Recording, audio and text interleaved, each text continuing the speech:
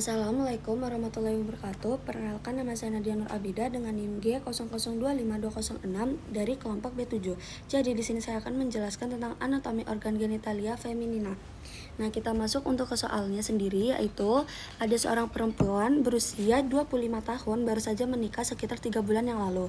Nah, sejak awal pernikahan keduanya itu memiliki keinginan yang kuat untuk segera memiliki keturunan.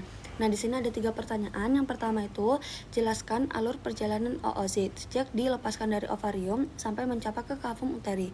Yang kedua, ada jelaskan di mana lokasi fertilisasi yang sering terjadi. Terus yang ketiga, jelaskan mengapa daerah fornix posterior memiliki nilai klinis penting. Nanti kemudian kaitkan dengan prosedur seperti kuldosentesis, dan kolpotomi.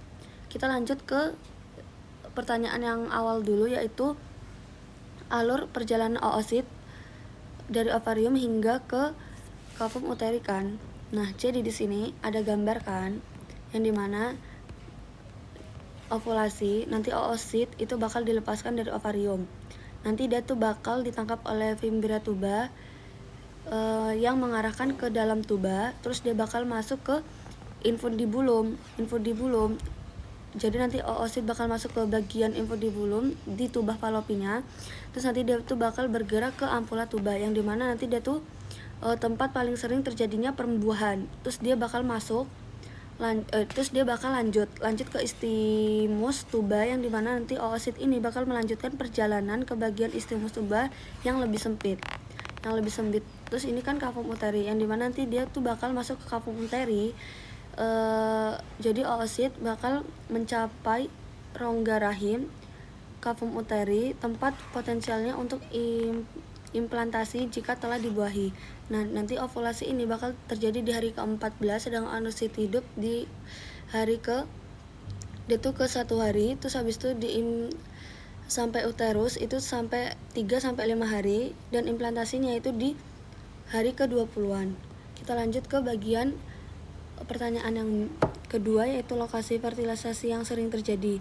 Jadi dia itu bakal nanti di ovarium di sini tempatnya oosit kan. Nah, oosit itu kan sel telur yang berasal dari sel telur. Nah, dia itu nanti saat ovulasi, nanti oositnya ini bakal dilepaskan dari ovarium kan, terus dia bakal lanjut ke infundibulum. Nah, infundibulum ini nanti kalau dia setelah keluar, oositnya itu bakal ditangkap oleh bagian ujung tuba. Nah, ujung tuba yang disebut infundibulum ini nih. Nah, terus habis itu ada jari-jari fimbria yang bantu menangkap oositnya ini supaya nanti masuk ke saluran, yaitu ke ampula. Nah, nanti di ampula nanti oosit bergerak ke bagian ampula, yang dimana ini bagian paling lebar di tuba falopi kan. Nah, nanti disinilah dia tuh terjadi pertemuan sperma dan oosit, yang dimana nanti terjadinya fertilisasi atau pembuahan.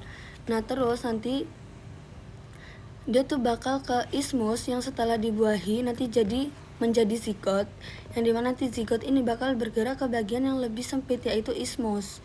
Nah, di perjalanan ini mulainya pembelahan sel, nanti bakal menuju ke uterus, yang dimana nanti dia tuh dari ismus, zigot, lanjut ke rahim, nanti akan masuk ke kavum uteri untuk implantasi.